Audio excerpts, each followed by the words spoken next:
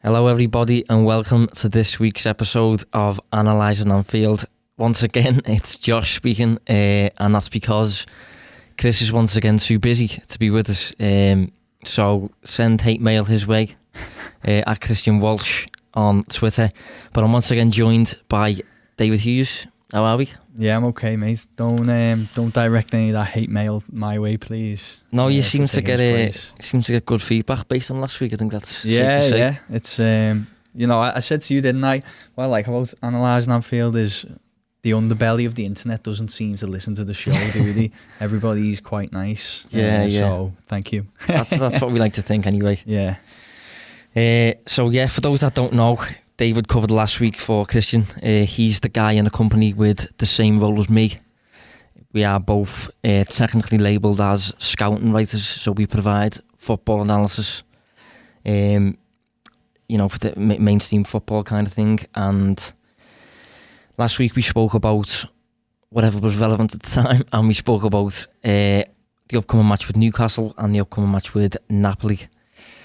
The week could have been better. We'll get to that, but I think just firstly two generic points that I'd like to address that slightly relate to Liverpool is firstly Man City.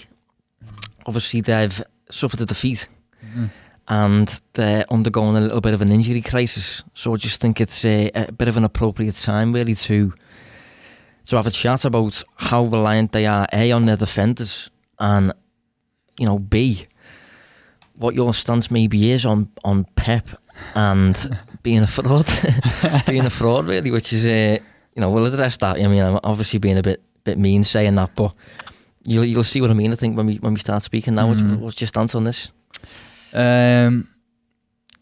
What was it he quoted last week in the press? Fraudiola, yeah. Fraudiola. I remember that going around actually. I think criticism does get to him, doesn't he? Yeah, he doesn't like it, does he? No. No. But I think that's part of his personality. He's very, very intense, isn't he? And I think criticism of his work probably takes precedence in terms of the most thing he'd like least to happen. I don't think he's a fraud at all. I think his CV says he isn't. But that's it. There's a but. There has to be a but, and there's going to be a but with what I say as well. Yeah. If we're talking about solely the current situation they're in, I think they are in a lot of trouble.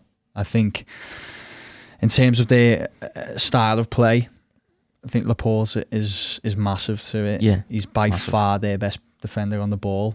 Their whole game all their attacks start from defence. I think probably their second best ball playing defender, John Stones, is now also out. So I think they are in trouble big time. It's going to be very interesting to see how the next few weeks pan out.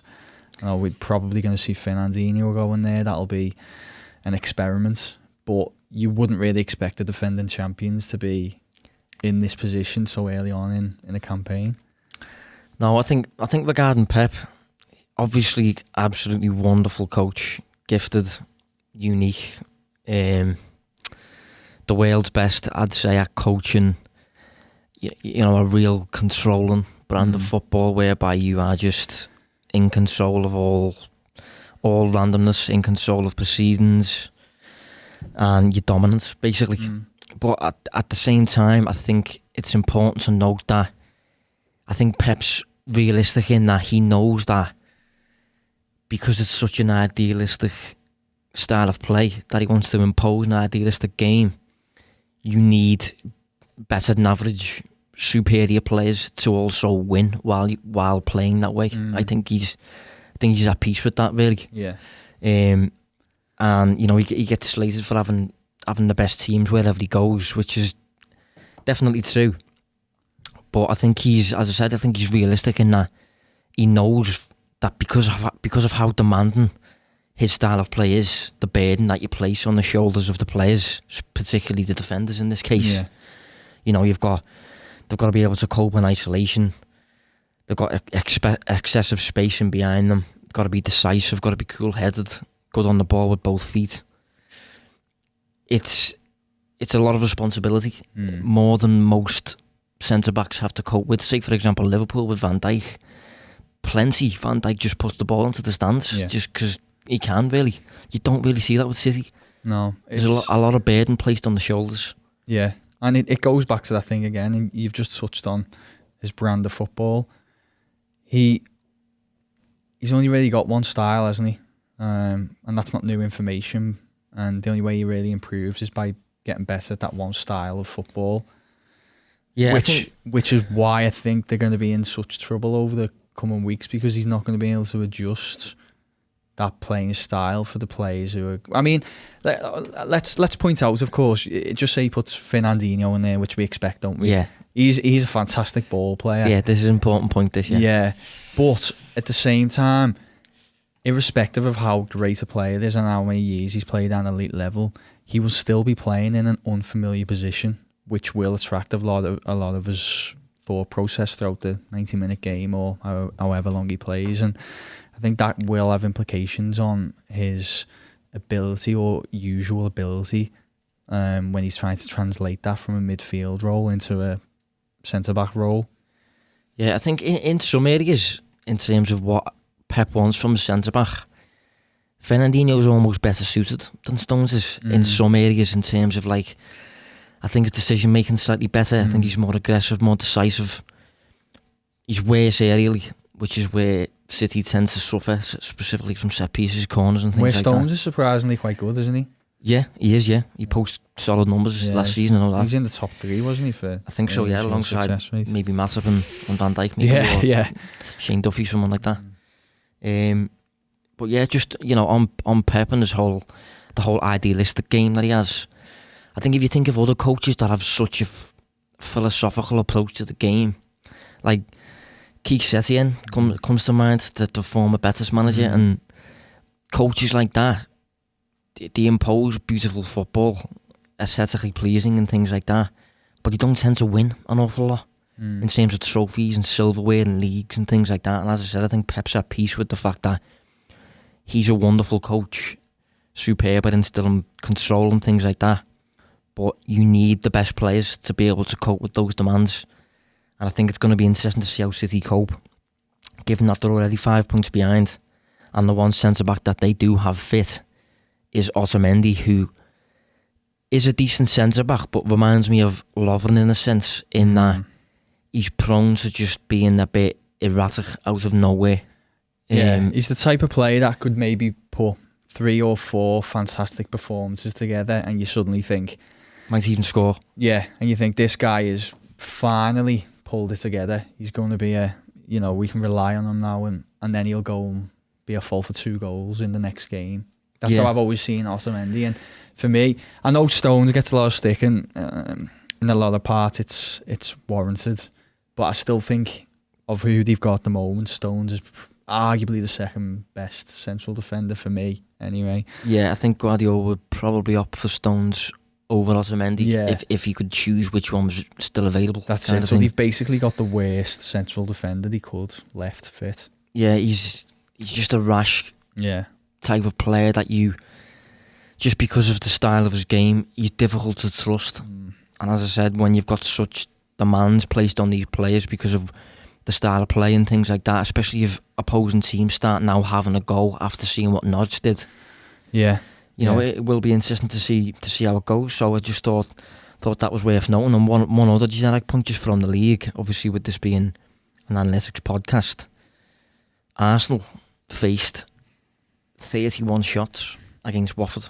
Against Watford. I think it's worth repeating that point. Against Watford, that was. Yeah, definitely.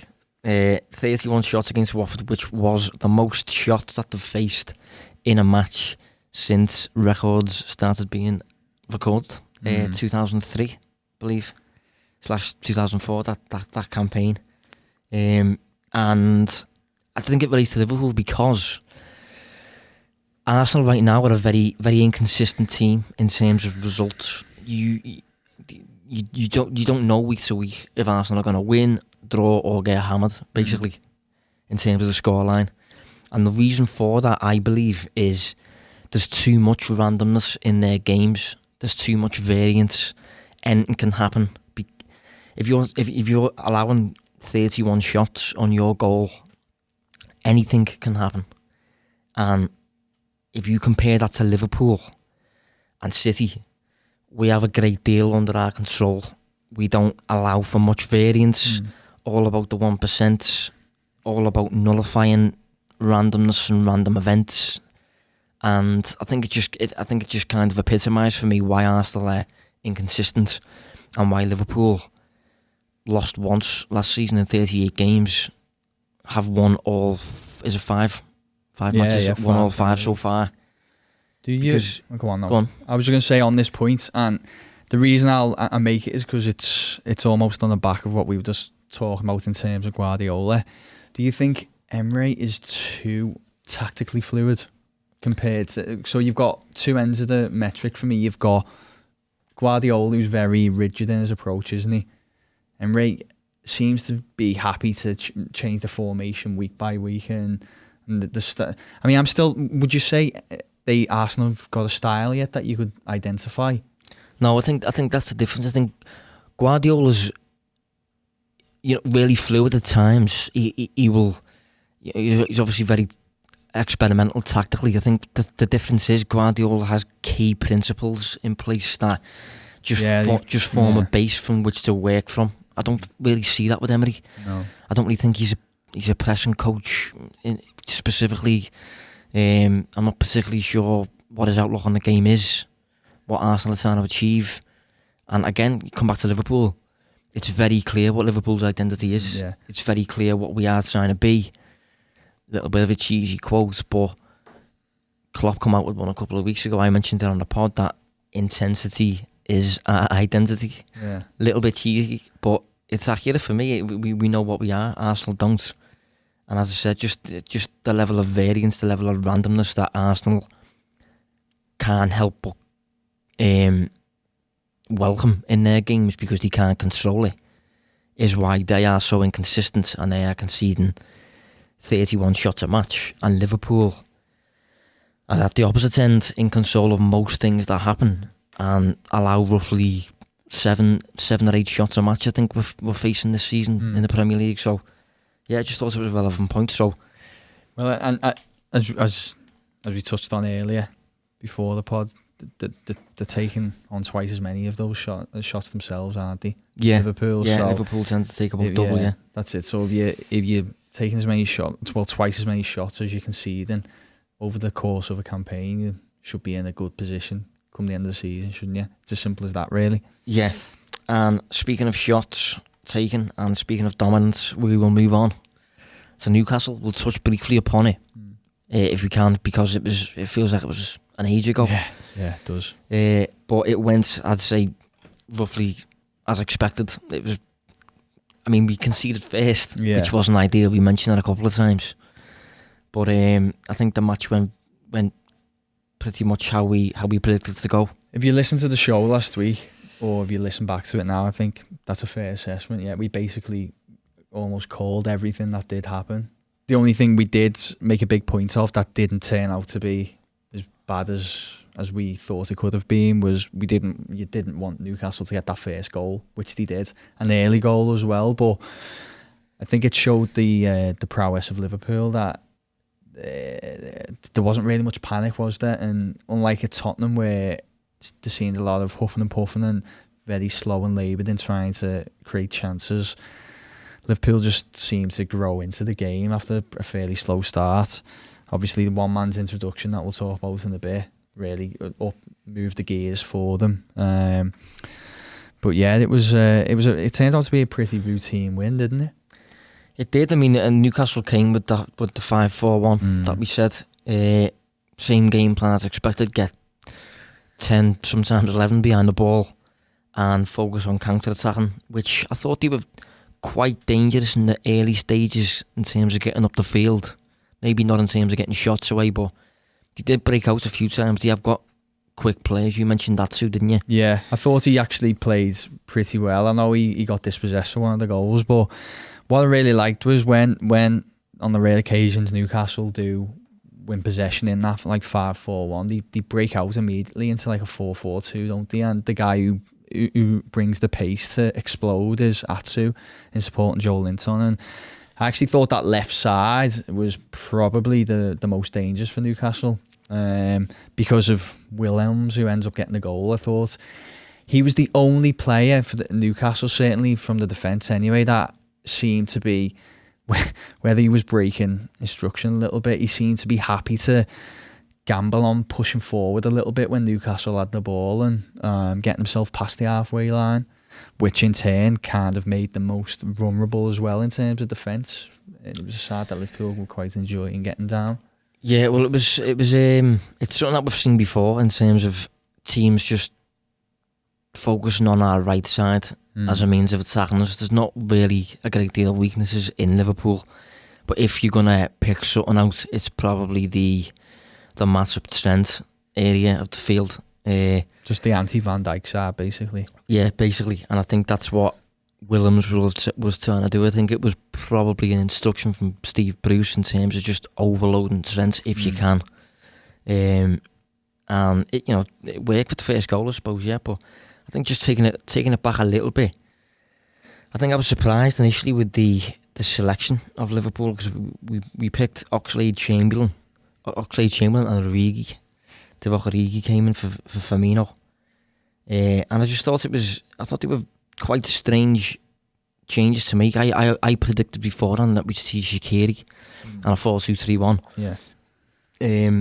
But the reasons I couldn't really get my head around Ox playing alongside Origi is, firstly, on Ox, he thrives most when he's got space ahead of him to dart into. He thrives when the game's relatively open, quite end to end. In the past, I've called him like the baton carrier from the midfield, taking it to the attack. That kind of player. He likes to be able to run with power, doesn't he? Almost, and attack. Driving force. Yeah. And I think, considering Newcastle, they were never really going to exit their own defensive third. Thought that was a little bit of an odd choice. And then Origi, if Origi comes in, Origi then goes on the left, Mane goes in the centre. And you've then not got that player who is inclined to drop off and cause a bit of disruption.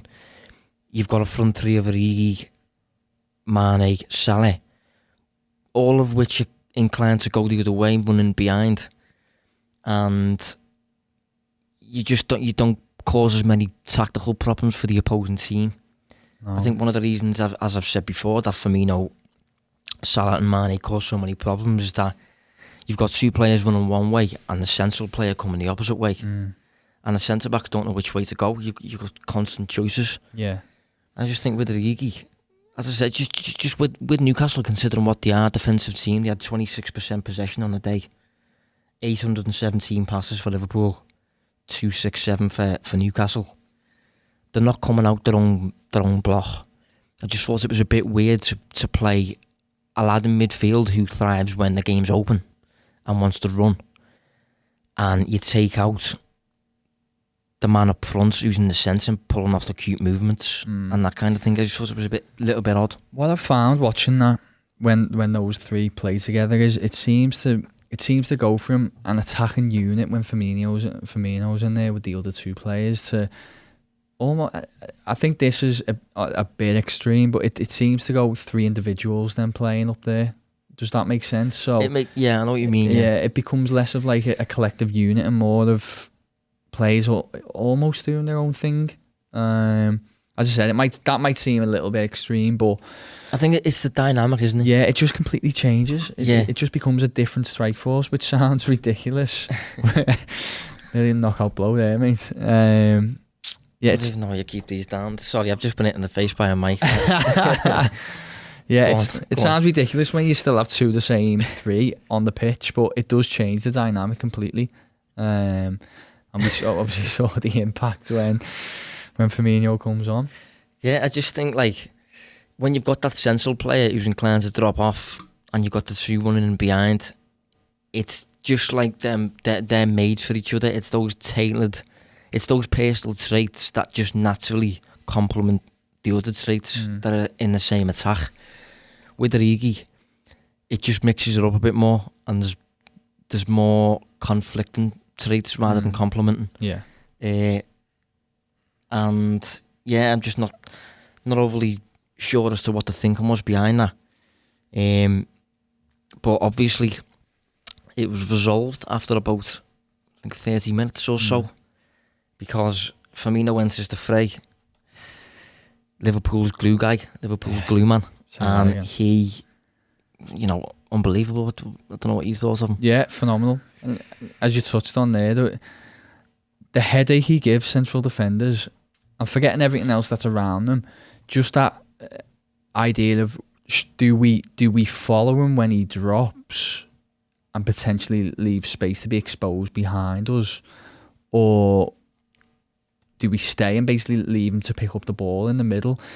I can't think of a player who does that role as good as Firmino in world football. Yeah. I can't. I look at him and he seems to be playing like in the Matrix almost. He sees things that even as a spectator you just don't see. Do you know what, right? I've said one of the major traits of his game and his link-up play that is overlooked because it's probably such a simple thing that he does. He links the play with one touch. He links the play with max 2 touches. There's no dwelling on the ball. He doesn't have to think. He already knows what's ahead of him. He already knows his next move. So when the ball comes into him and opposing defenders have to address the situation and think, what shall I do now? He's already gone, or the ball's already gone, or he already knows, what he's going to do before the defender even knows he's going to assume possession. He's just, the way he links the play with 1 touch, 2 touch, just allows Liverpool to move up the field really quickly, use the speed of Salah and Mane running in behind opposing defences. But it's just that tiny fact that he just links the play with so few touches and so little time. I think what he does that I've noticed is it's his body movements on the ball. There's never any backlift or anything on his passes, so he doesn't tend to open up his body to make it clear he's going left or he's going right. He seems sometimes very rigid on the ball, but that gives no indication to a defender as to which way he's going to go. So he's just so snapshot with his passing that it's so difficult as a defender to know where or what he's doing next with the ball. And it's not just the 2 attackers he links well with. I think he's the man who lays the ball off to when Trent and Robertson are pushing on down the flanks as well. He's almost like an advanced pivot. He is. Yeah, that's a good point. Yeah, it's crazy. It's crazy how good he is.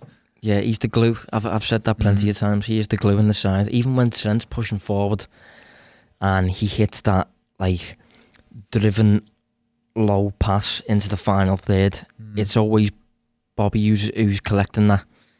And I think that natural link man, that advanced, that's a great shout. That advanced pivot, that advanced pivot that he acts as when he's not playing. Mane has to do it, or Origi has to do it, or Salah has to do it, or a midfielder has to do it, and he can, and it will happen occasionally, and we'll win games, and it'll be fine. But none of them are naturally inclined to do it, and when you're doing something naturally, it's different, and it's smoother than when you're having to think. And that's what Bobby brings. He even his first touch usually as well, flawless, and he buys himself time with it. Yeah, just little things like that. Those things you can't measure. Those just footballing traits that it just makes me think of the likes of Dennis Bergkamp, a player like that maybe. Just those footballing traits that you have to consider, but you can't really. He basically has all the traits, doesn't he, of what people would call a luxury player, but then he's a grafter. Yeah. He's like the best of both worlds, isn't he? Yeah, he's really, really unique. Can you see why Klopp left him out, or do you think it was a wrong decision? No, I think he left him out with view to A, not conceding first, B, needing him for Napoli. Yeah. C, the fact he just played late for Brazil. And D, I just think with the standard of Newcastle, I think he may have thought the lads who come in can do the job. That'll be enough kind of thing, which is reasonable. I thought that myself. I was surprised to see him benched, but I still thought to myself, that's still enough to win. But yeah, I think the Firmino role is ultimately what Brewster will end up mastering. I don't think he's particularly a wide forward Brewster. I think he'll end up being that link man, that Firmino-esque type player, but he's got a serious role to live up to there, because Firmino posts really high standards in what he does. I think, I worked at Nou Camp last season. Wijnaldum tried to do it for a one-off match. Yeah, and it just didn't work. He hasn't got that speed of thought, the forward-thinking element to his game, whereby he knows what's coming before he even receives a pass. The first touch, whereby after that first touch you're in a better position to move forwards. Or, all things like that. Just a really, really underappreciated player for me now. And I think we obviously not in saw this that. room, no. No, not in this room, no. Yeah. But yeah, it was a solid performance. 15 shots we ended up having against 7. Hang on. That against... I'm surprised that they had that many, to be honest. 15 shots against 7 for Liverpool. Yeah. Hang on a minute. Where are we here? Yeah, so the Willems goal, that was 0.04. That was a 0.04 shot. And I think it's worth mentioning that. Although it's not ideal if you're allowing that, do you almost want him to take that shot? Is that a shot that is almost so unrealistic? What did you say the value was? 0.04 on that. Obviously, it goes in 4% of the time for those that... So, I think he I think Alisson, from Alisson's perspective... I knew this was coming. I think Alisson saves it, and I think most players would sky that or hit it wide. It's just unfortunate that he caught it so well, found the top corner with it. But it's one of them shots that you almost have to... I don't know. It's a difficult one. Think about the path of the ball, right? So, Adrian does get there in the sense that he gets to the trajectory of the ball about half a second after it goes. So, has he just hit it so well with so much pace that he just couldn't get there? Yeah, it was a great strike, don't get me wrong. I just think left back, wasn't he? A left back taking that shot with, I think, his weaker foot on the corner of the box. Okay, you're inside the penalty box, but I'm just not sure if that's maybe an error on Trent's part, or if that's a shot that you do almost welcome to an extent, and you say, go on, try and find the back of the net with that, because you probably won't. And with Alisson in goal, I do think personally Alisson saves it. I think if you watch the replays back, Adrian gets closer than you think. But I just thought it was worth mentioning, because it's an interesting little point to me, because obviously the common perception amongst most footballing pundits out there would be you don't allow any shot. Yeah. But that's not really the case. Some shots are so unlikely to go in to find the back of the net.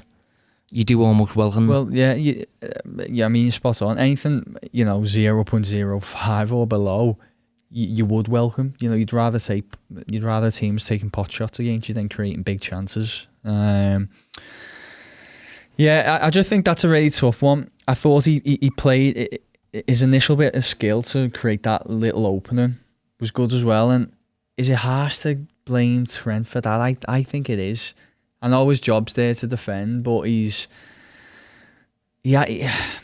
going to be honest, I just think it's one of those goals. Yeah, you've got to just accept it. Yeah, just accept it, yeah. Bounced back really well from it, so it didn't go on to me, and I don't really think we can blame anyone. Yeah, I mean, it did seem to wake Liverpool up a little bit. Yeah. And I think the introduction of Firmino did so as well. And if you look at the XG timeline for the match, both teams create virtually nothing for half an hour, apart from the Newcastle goal, but that's not really a created shot. That's just a complete, I don't want to say a fluke, but they don't go in often, as I've said. It was a great strike, but not. Yeah. I think after the half-hour mark, we then if you check the timeline after the half-hour mark, we do really take it up a notch, and I think we're capable of doing that. Should have had a penalty as well, to be fair, in my opinion. I can't remember what that was. Matip gets pulled down in the box. Yeah. Not that this is a penalty type podcast, but it is worth noting that, you know, that equaliser could have come a little bit sooner. Yeah, that's one for the referee to give that though. For me, I don't think that was going. I had no hope at all that I was going to give it. It was a refereeing thing for me, and the referee chose not to. So straight away, I left it there because I knew the technology weren't going to give it. And Liverpool ended up posting 2.8 XG to Newcastle's 0.3-ish. There's a little bit of variance amongst certain models. Some models have got it as about 0.3. Some models have got Newcastle as about 0.5 or so. So yeah, just a very dominant performance. I just find it interesting, sorry, that just in terms of gauging the difference between, you know, City, Liverpool and then everyone else. Tottenham, third best team, and just having a look now, their XG against Newcastle was 0.78. If you think about it, what was Liverpool's? 2.8. It just shows really the difference. That's what I mean. I said last time, because I watched that game, Spurs had all the ball, but you're not doing nothing with it. You're not asking the opposing team questions. You're not causing them problems. And I think with Liverpool, I was aware we'd have all of the ball, but we had to. And if you look at the 3 goals as well, I checked the 3 goals earlier. Liverpool's 3 against Newcastle. All 3 involved Newcastle having a fairly, stable, solid block, like a rigid block. Yeah, but in each goal, in each moment, Liverpool just do something to just draw a player out of position. As soon as that player's drawn out, you play a ball directly into that space. It's if you watch the goals back, it's really interesting to see how they materialise, because it's literally a clinic on how you break down a block. Yeah. Well, we did say, didn't we? And I remember watching the game thinking they are a good defensive unit. And, you know, for all the stick that Newcastle get, they're a good defensive side because of the way they play. So Liverpool had to be a level above to break them down. As you said, they did on several occasions, and I actually had a few more chances that they could have maybe converted or would have went in. It could have been a more comprehensive win, but I thought it was just a really, really good victory against a tough side in terms of a low block defensive unit. So 3-1, we will take it. That's more than enough for me. And then we moved on midweek to Napoli. Again, I was slightly surprised by the team selection. I obviously predicted last week that we'd see Gomez come in and would see Ox come in. And that's purely based on A, the traits of those players, B, the traits of the opponent, and C, just what Klopp has tended to do in certain matches. It's just what he's done in the past kind of thing, really. But he didn't. He opted for James Milner, which we're obviously going to have to address because it was a fair talking point. What are your thoughts? So, something that I should have brought up really when we were talking about him a couple of minutes ago, so I won't stay on it too long, but do you think, this is just a theory, but I'm interested in your opinion, do you think Klopp has lost a little bit of trust in Oxlade-Chamberlain in games because he doesn't feel like he's maybe at that level where you know for the fact he's going to come in and do this job? So we've kind of given him a remit there, the type of player he is, haven't we? Which is a fair assessment. But is he consistent enough now that he knew if he played him in Napoli, he would guarantee he'd put that level of performance in that he needed to play that role? Because when I've watched him a lot since his return, which hasn't been long, he just hasn't. He's just been hit and miss, shall we say? And I just wonder whether, I'll touch on Klopp's mindset maybe in these games, but I think Klopp wants to be a little bit more conservative, doesn't he, when he goes to these places in Europe? Certainly has in the last 12 months. And did he look at Milner as that more reliable option in the game? I do think the reliable shout is relevant. I think if you look at Milner's stats, over the course of the past 6 months, maybe past year or whatever it may be, I think he seems to start Milner in the matches that are deemed in a traditional sense to be, a bit tough, a bit of a fight, where you need to almost place your mark, like Old Trafford, Goodison, Napoli away, the Etihad, places like that. He seems to opt for Milner. The biggest psychological battles, maybe. That's what I mean, yeah. I think Klopp's a big believer in the psychology of the game, the emotional aspect certainly behind the game. And I think one of the biggest perks Milner brings to Liverpool at the minute is his mental capacity, his professionalism, his his endeavour, all those traits that you want in a football, really. So I can see the thinking in why he maybe deems him as suitable in these types of matches.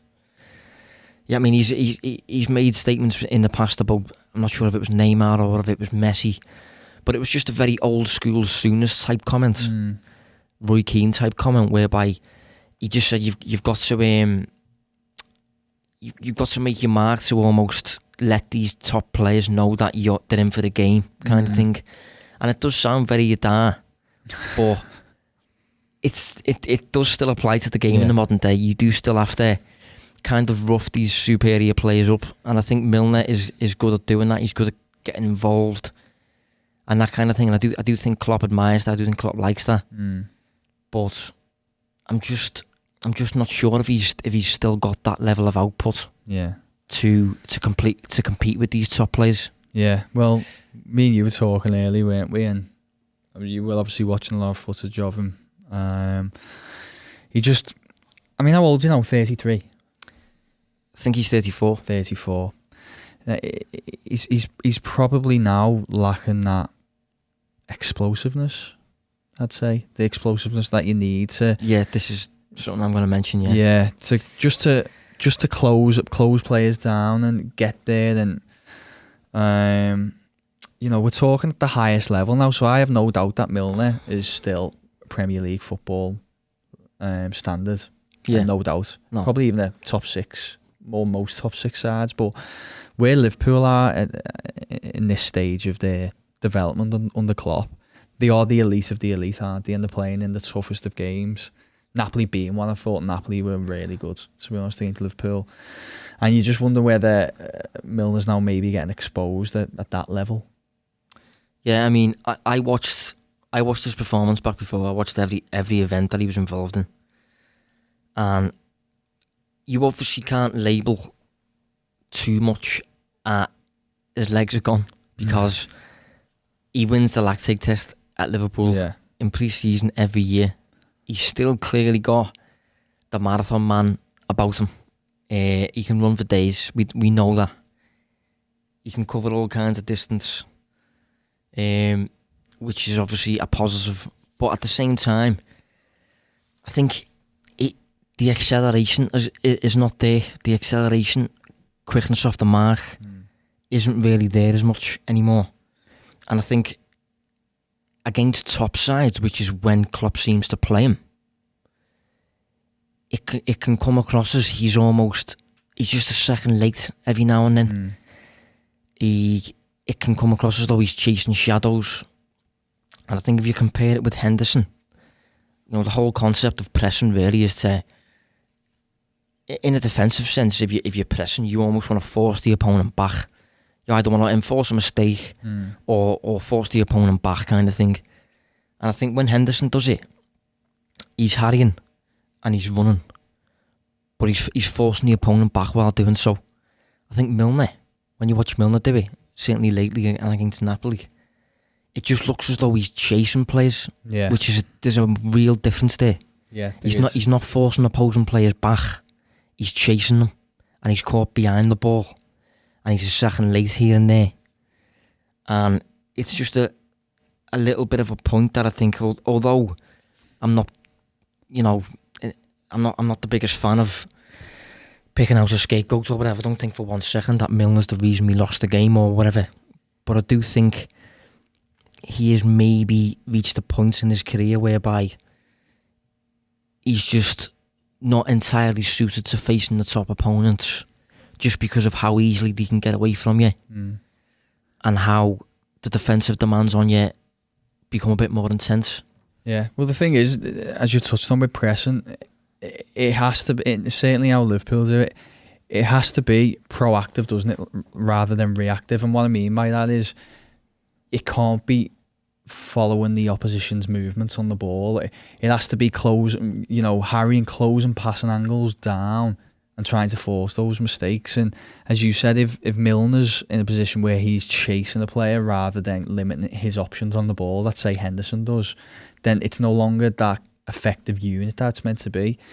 And players do vary. I think you can have a player who builds up speed, almost goes through the gears. So they might be a quick player, but they're not quick off the mark. So there'll be like a gear mover where as they start going 5-10 yards, they get quicker until they hit top speed. Yeah.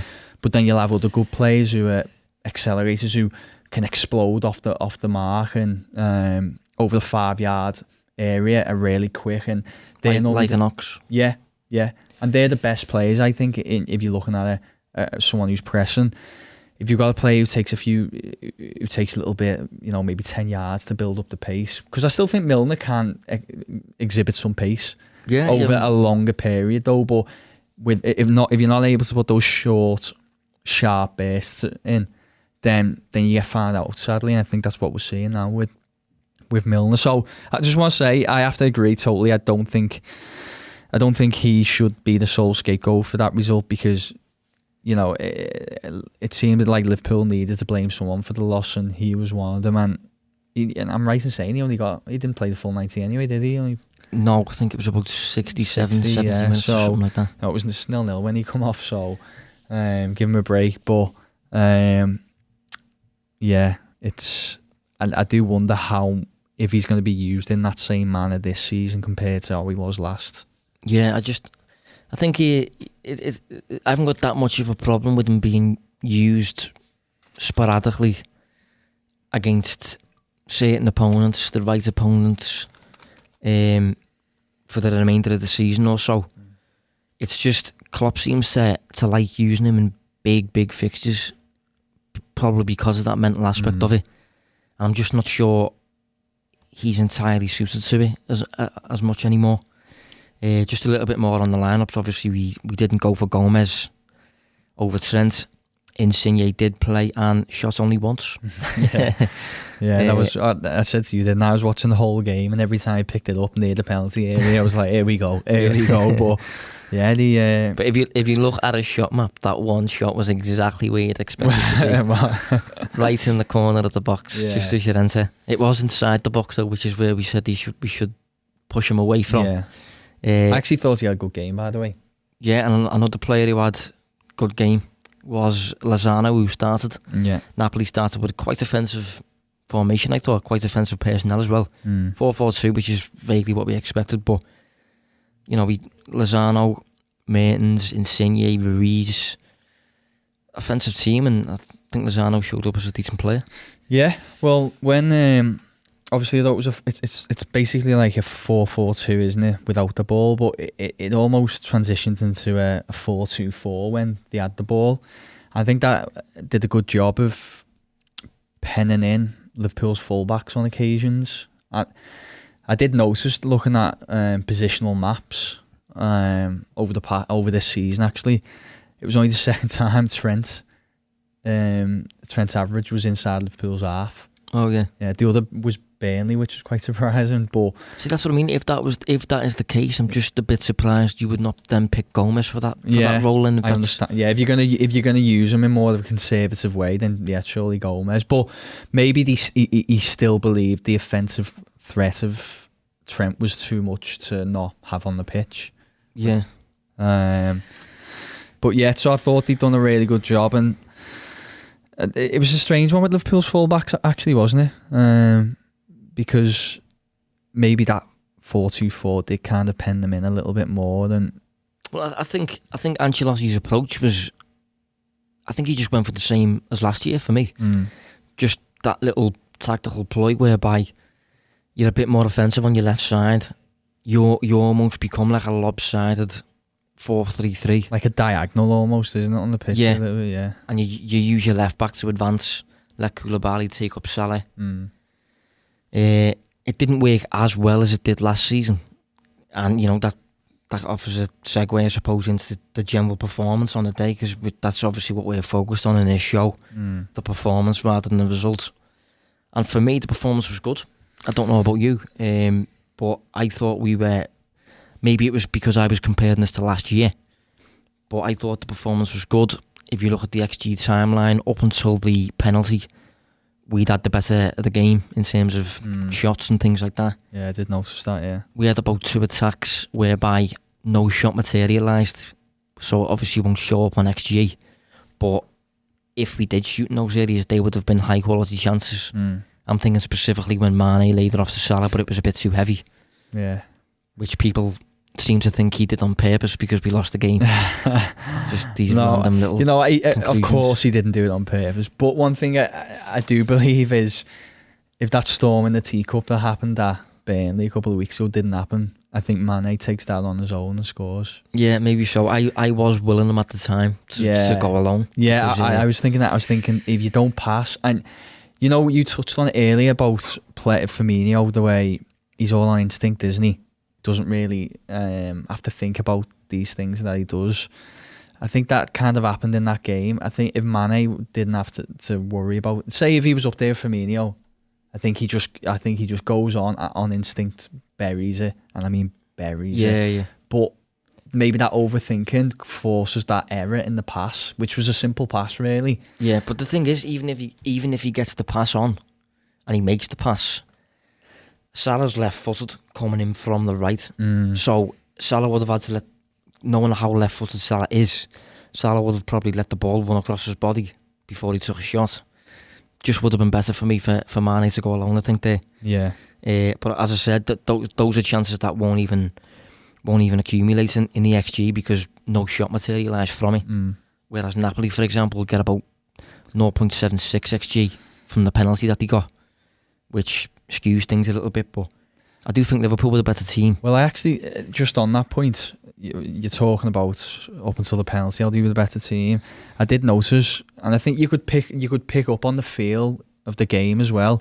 Liverpool were probably in the midst of their best spell of the game, weren't they, going in that from about the 60th to 75th minute. Yeah. And I know the attacks per 90 minutes, it peaked at about 0.7 per minute. I think it was, which was the highest all game. So it showed really that was the 15 minutes before the penalty. Yeah. So it just shows how dominant. And I think Liverpool were on the cusp of nicking a goal, to be honest, before that mistake or penalty, I should say.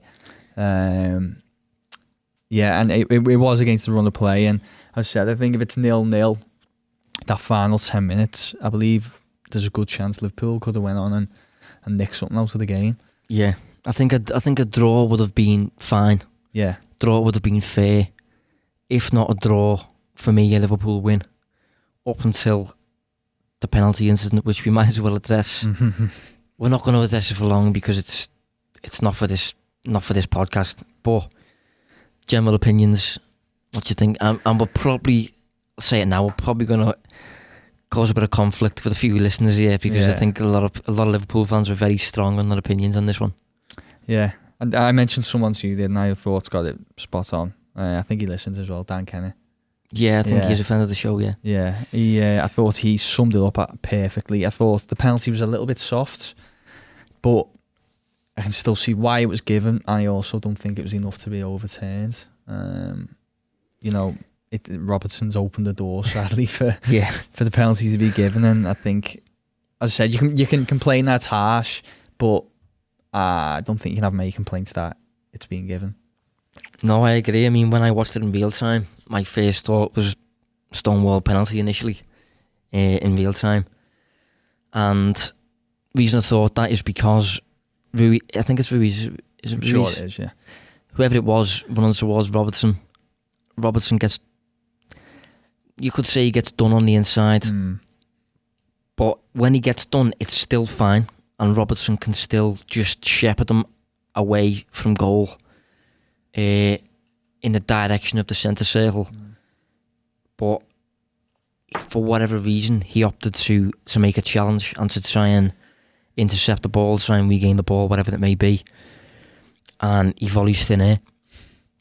So, if you're going to do that in the box, having just been beaten, really, you absolutely can't moan. If there's any kind of contact and the opposing player goes down, for me, we're asking for that all day long at the opposite end.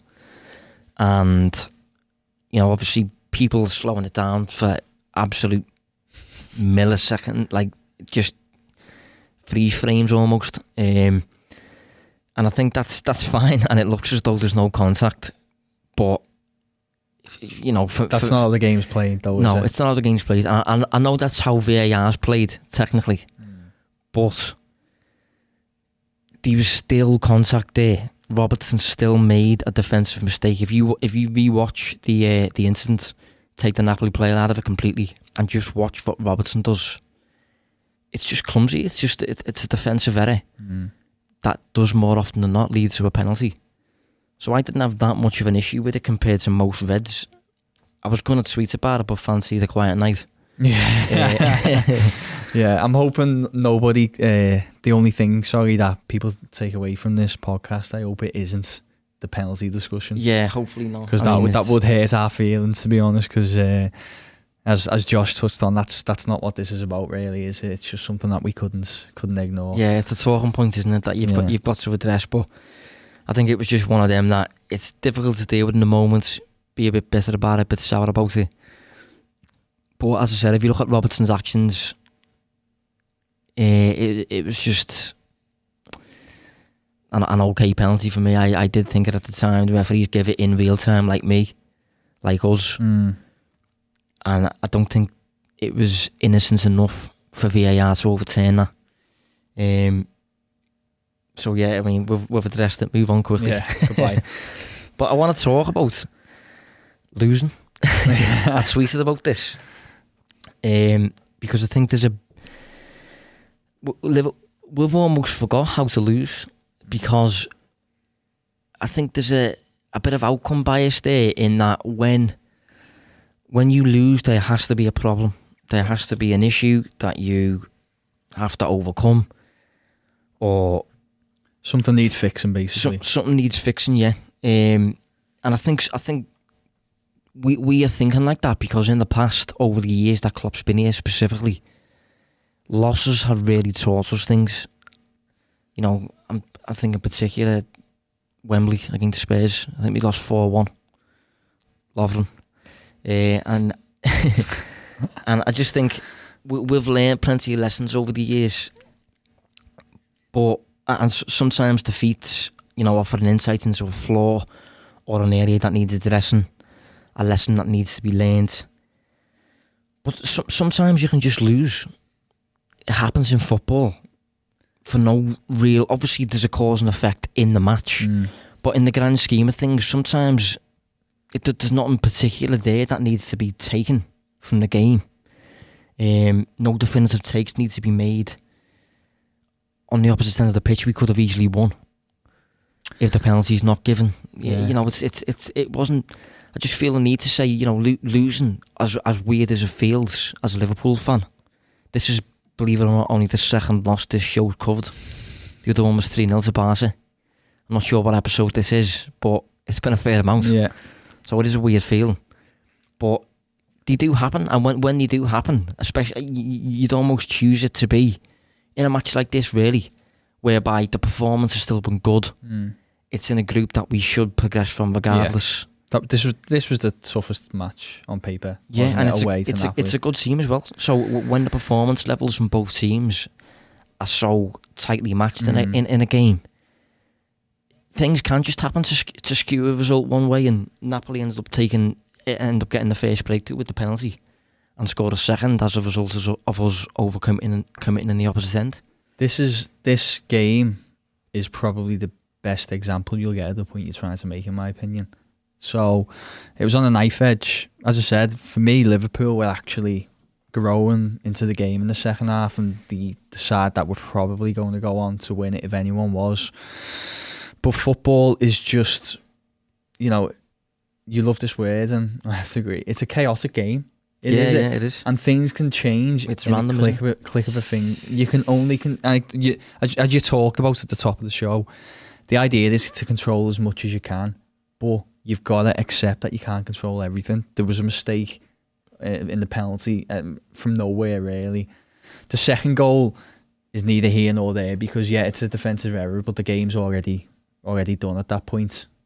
I think it's a perfect example. I actually believe Liverpool learned a lot from the defeat last time there that they brought into this game, which is why it was a better performance. You know, I talked, didn't I, last week about the difference in the PPDA. It was upwards of 20 last year.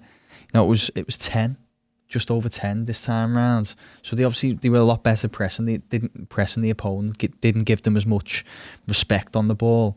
So there was lessons certainly learned, and sometimes you've just got to accept that. Yeah, you've lost this one, and there wasn't that much you could have done about it. I totally agree, and hopefully we will take that into consideration and improve ahead of the weekend because we've got Chelsea again.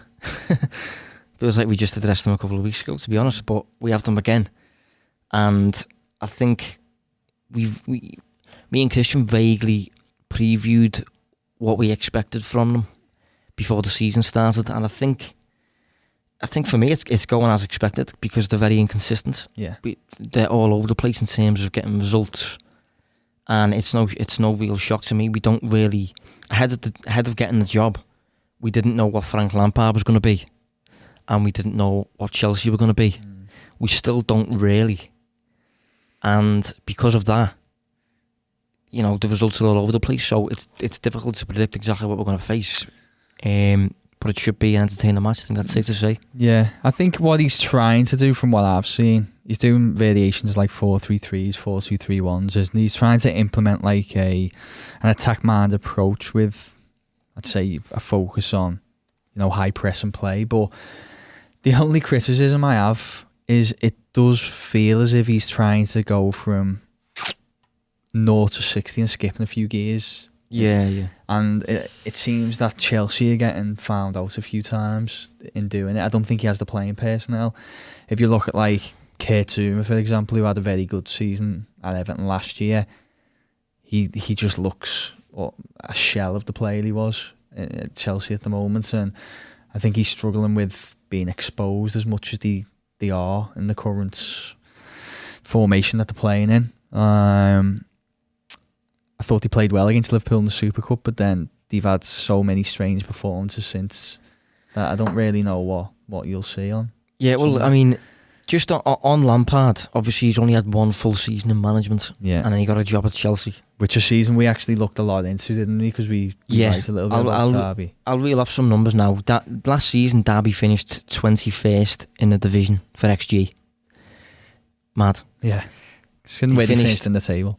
They finished 23rd in the division for XG per shot, which offers an insight into how clear-cut your shots are on average. So obviously they weren't creating clear-cut shots.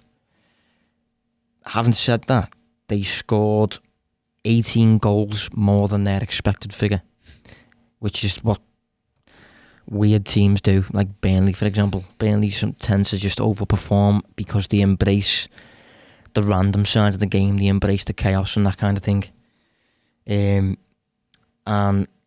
Derby defensively, again, I don't think they were great. They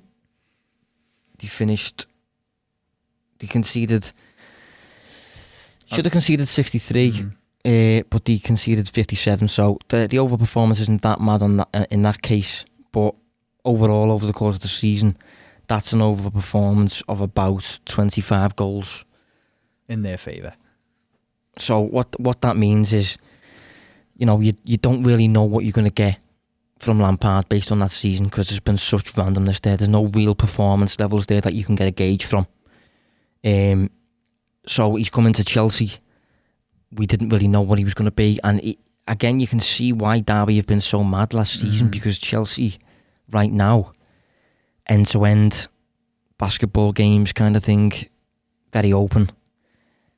And I think that bodes well for Liverpool, really, because Chelsea's performance levels have generally been quite good, with the odd absolute mad mistake whereby they're wide open, and I think that's not really been helped by the varied formations he's used. He's used a variety of formations already, which he did last season at Derby.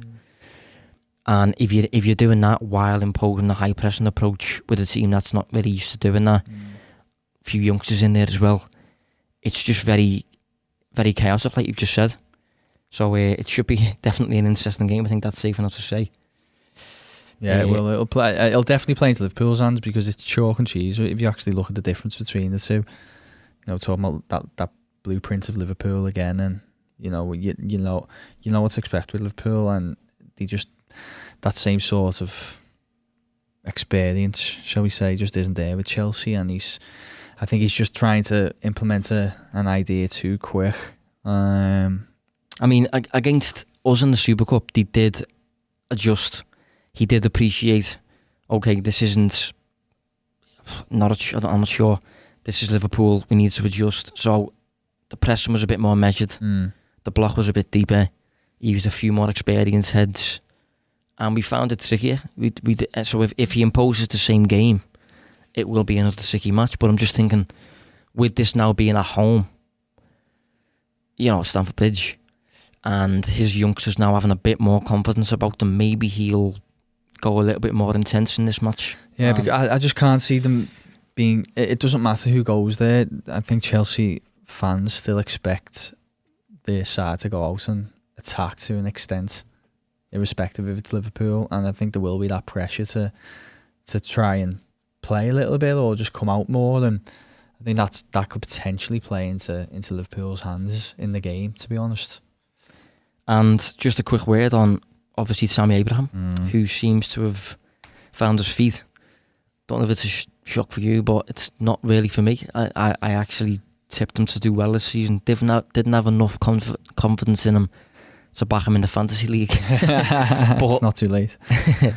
But I did think he'd have a good season, and that's based on last season. We obviously cover Villa at Reach. So for me, he showed up as a player who just gets regular good shots away in good areas. High XG chances. Accurate finisher. Very accurate finisher, yeah. Very clinical. Good conversion rate. Lots on target. Not as good with his back to goal, which we saw at Old Trafford. But generally a real box threat. Yeah. So, which is coincidentally what Maurizio Sarri needed last season. And didn't have.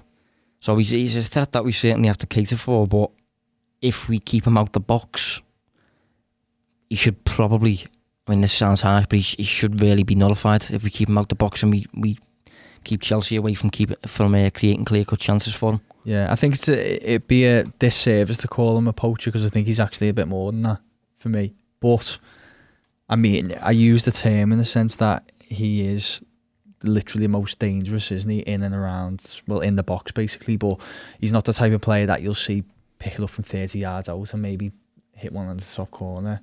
No. In my opinion anyway. Can't think of many examples of him scoring many of those goals. So I think, I'll be honest, he's up for the tough one against the likes of Van Dijk. It'll be interesting to see how he performs. Yeah. I mean, it's a difficult one to predict given Chelsea's variance, given Chelsea's results, and the variety of formations Lampard's used, the personnel changes and things like that.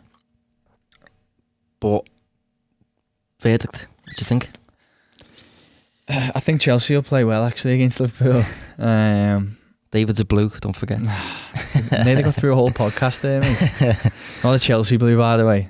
No. So an unbiased blue. Yeah. I think that's actually fair assessment. That. Yeah. Look, I think Liverpool still will win. I think they'll bounce back. As I said, there was nothing wrong with the performance midweek. The results just didn't go their way. So I expect them to come out on top in this one. I'm going to go 3-1. I'm going to go 2-1. Ooh, a little bit tighter.